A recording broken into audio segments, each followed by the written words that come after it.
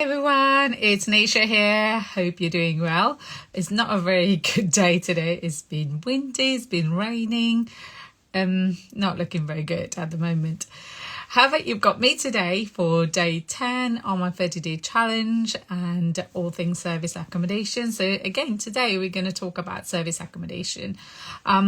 So in the last couple of videos, as you know, some of you who's been following me every single day, I have been talking about service accommodation. What is a service accommodation? How you can make £500 to £1,000 from service accommodation, how you can do it from your own property or somebody else's property, so you don't have to own the property. Where do you actually advertise your properties? How do you look at the rates? We've compared it to a buy-to-let when you buy a property and you put a tenant in. So today I wanted to do a small comparison with HMOs. I think HMOs must be one that I really like because there's a fine line between running an SA and HMO in terms of what you can get as a return, because there's a lot of HMOs out there who's got very decent return, monthly decent return, and sometimes it's worth considering that instead of an SA where the return can be quite high in busy peak period, but it can be quite low in period where it's not too busy. So it's important to be able to kind of understand which strategy you want to go into. But for those who don't know what HMO is, I'm just going to try and explain it to you. So it's house of multiple occupancy. What it means is you buy a property as a whole, then you start renting it out by room. And then you have tenants in there. Hi, Romana. Hope you're doing very well. Thanks for watching.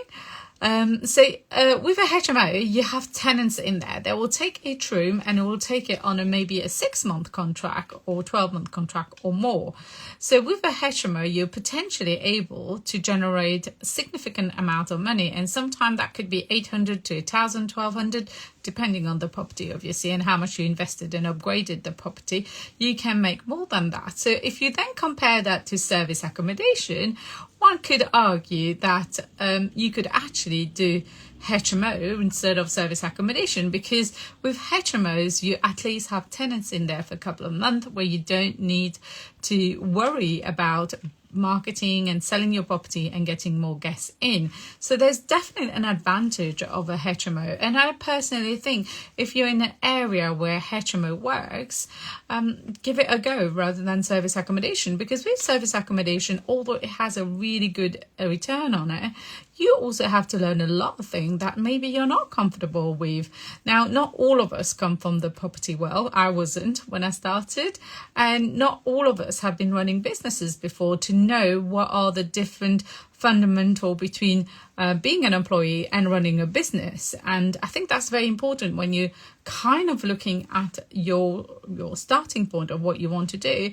You really need to understand that with service accommodation, there is high return, there is a level of risk, but there are also a lot of things that you need to learn. You need to be prepared to manage people, you need to be prepared to learn about marketing, about selling, and you actually need to be uncomfortable as well. Be prepared to be uncomfortable, because there's going to be a lot of situation where, you know, you might have not thought about, and suddenly you're having to deal with guests, you're having to negotiate with letting agent. I mean, today, just telling you about letting agent, as I know Romana is on there, and I'm sure she will enjoy this bit.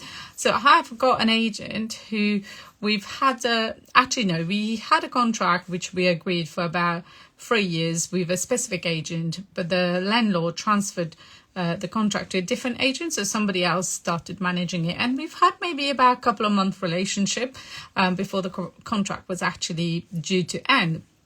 Now, the agent have not served us a section 13 to be able to say that, you know, we're giving you 2 months to be able to basically renew your contract or decide to leave. But what was really cheeky of the agent, they actually told us they will increase the rent by 41%. Now, this is significant increase. Obviously, we're going to go to the valuation officer and argue this. But you can see where agent out there thinks if you run service accommodation, you're making significant amount of money. It's very easy for them to increase your rent when you're at the end of the contract. So being able to negotiate and know what to say, when to say it, will help you be able to negotiate one long-term contract, but also negotiating again when you're coming out of contract. So going back to the HMO model, what's also very good with the HMO model is the fact that you're not maintaining the property every single week. You're not weekly cleaning the property. Whereas with a service accommodation, you might be cleaning it every week. You might be cleaning it every other day. So with a service accommodation, there's more kind of work involved. So if you're going to be making similar return for an asset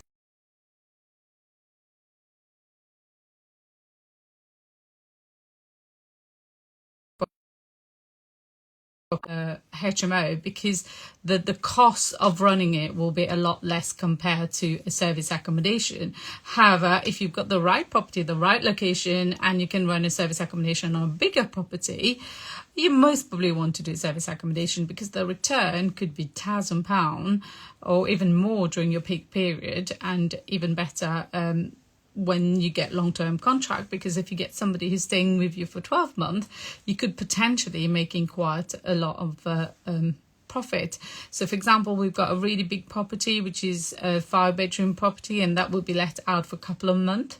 We've got 9 guys staying there, and we're making about, I think, £5,000 or £4,000 something on that property on a couple of month contract. Obviously, we will be making significant amount of income profit from this. At least the gross profit will be about £3,000. So as you can see, on your bigger property, it is quite an advantage to go for service accommodation instead of a HMO. Hi Romana, I'm well. Hope you're well too. Do you have any question? Do you want to type in any question? I'm happy to answer it live. I don't have an issue. So if you've got any question, just answer. I've got 7 property here as well. So if you've got any question, please ask. I'm more than happy to help. So today's live was more kind of trying to compare it with a HMO, so you can get an understanding as to whether you should do a service accommodation or maybe consider a HMO. Now, on the next video, we're going to be looking at how to efficiently look at properties and which property to go for. So I'm going to cover that onto the next video. I'm just going to give a chance for anybody who wants to ask any question. But if you don't have any question, I'm going to finish the live now. Again, I'm always here. So if you've got any question, please put it in the comments and I will get back to all of you. Have a fantastic day, everyone. I know it's raining and windy. Hope it gets better in the evening. Take care. Bye, everyone.